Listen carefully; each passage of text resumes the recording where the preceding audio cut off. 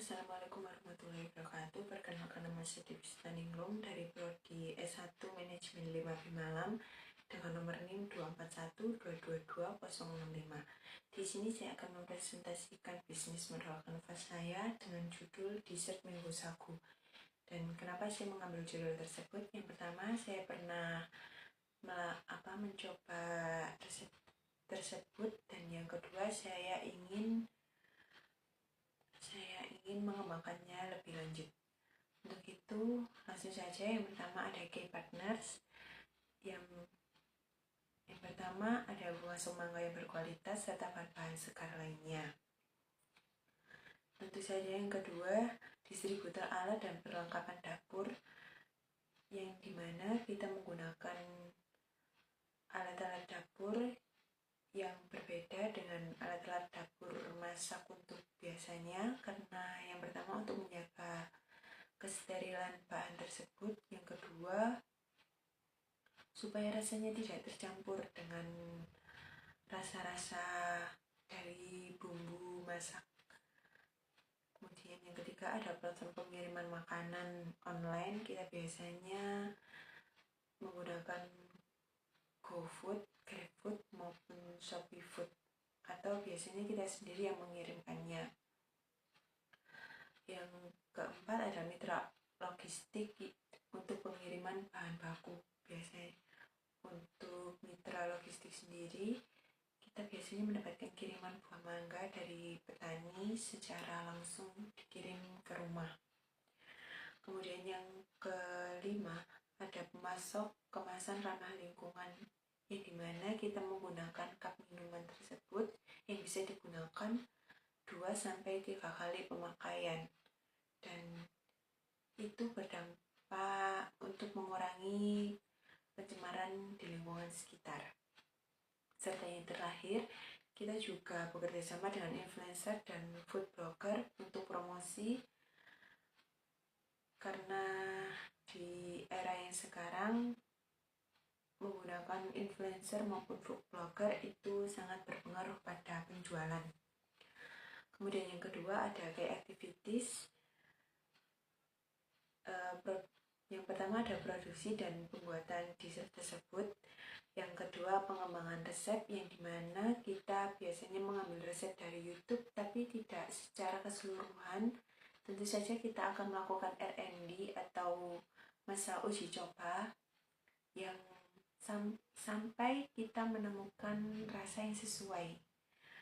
Kemudian yang ketiga ada promosi dan pemasaran, di mana kita biasanya melakukan promosi melalui media sosial baik Instagram, TikTok maupun laman marketplace lainnya.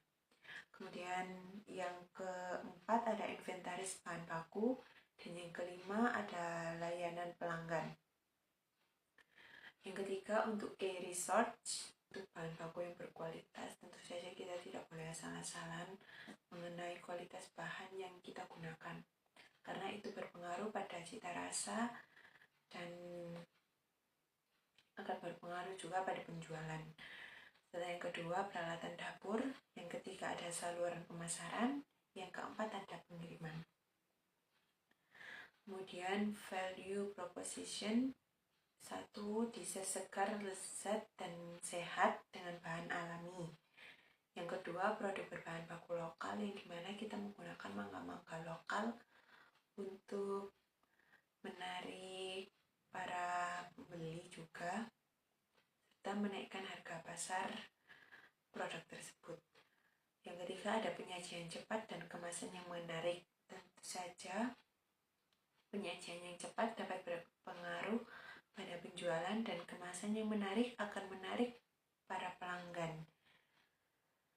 Kemudian tersedia dalam berbagai variasi topping. Untuk variasi topping tersebut kita tidak asal-asalan untuk memilih topping, karena tidak semua variasi topping itu cocok dengan dessert ini.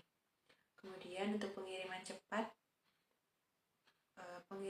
tersebut tentu saja untuk menjaga kesegaran produk, dan produk yang diterima masih dalam keadaan segar dan baik. Kemudian yang kelima ada customer relationship, layanan pelanggan yang responsif, serta kita juga biasanya ada diskon atau promosi. Kemudian yang ketiga ada ulasan pelanggan, yang dimana kita bisa mengevaluasi produk kita melalui ulasan pelanggan, baik cita rasa, kemasan maupun pengiriman. Serta yang terakhir ada konten interaktif. Kita biasanya lebih aktif di Instagram maupun di TikTok. Kemudian yang keenam ada channel. Kita biasanya menggunakan media sosial seperti Instagram, TikTok, terus YouTube juga. Kemudian yang kedua untuk marketplace dan aplikasi pesan antar, kita juga biasanya menggunakan GoFood, ShopeeFood, serta GrabFood. Serta kita juga memiliki website resmi yang bisa dijangkau melalui laman Instagram kita. Kemudian untuk customer segments, kita sendiri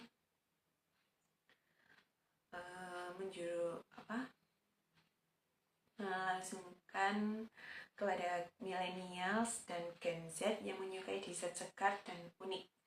Kemudian yang kedua ada keluarga dan pekerja kantoran yang mencari cemilan yang sehat. Kemudian yang ketiga ada pecinta kuliner Asia yang mencari hidangan pencuci mulut premium. Untuk yang ke-8 cost struktur, yang pertama ada biaya bahan baku baik mangga, susu, sagu, krim, serta gula. Yang kedua ada biaya pemasaran. Untuk biaya pemasaran sendiri kita biasanya melakukan iklan di media sosial dan melakukan konten promosi. Yang ketiga biaya pengiriman dan logistik. Yang keempat biaya operasional. Dan untuk yang terakhir revenue stream, kita melakukan penjualan melalui toko online karena kita belum mempunyai toko offline. Yang kedua, pesanan khusus untuk acara-acara spesial seperti acara ulang tahun, hampers untuk lebaran atau untuk Ramadan, serta untuk takjil. Kemudian yang ketiga, kolaborasi dengan event planner seperti acara ulang tahun, wedding party, dan sebagainya. Kemudian yang terakhir, penjualan produk sampingan. Kita juga memiliki produk sampingan seperti bisnis cookies serta brownies. Sekian presentasi dari saya. Saya ucapkan terima kasih banyak dalam meluangkan waktunya. Apabila ada salah kata dalam presentasi saya ucapkan mohon maaf yang sebesar-besarnya. Wassalamualaikum warahmatullahi wabarakatuh.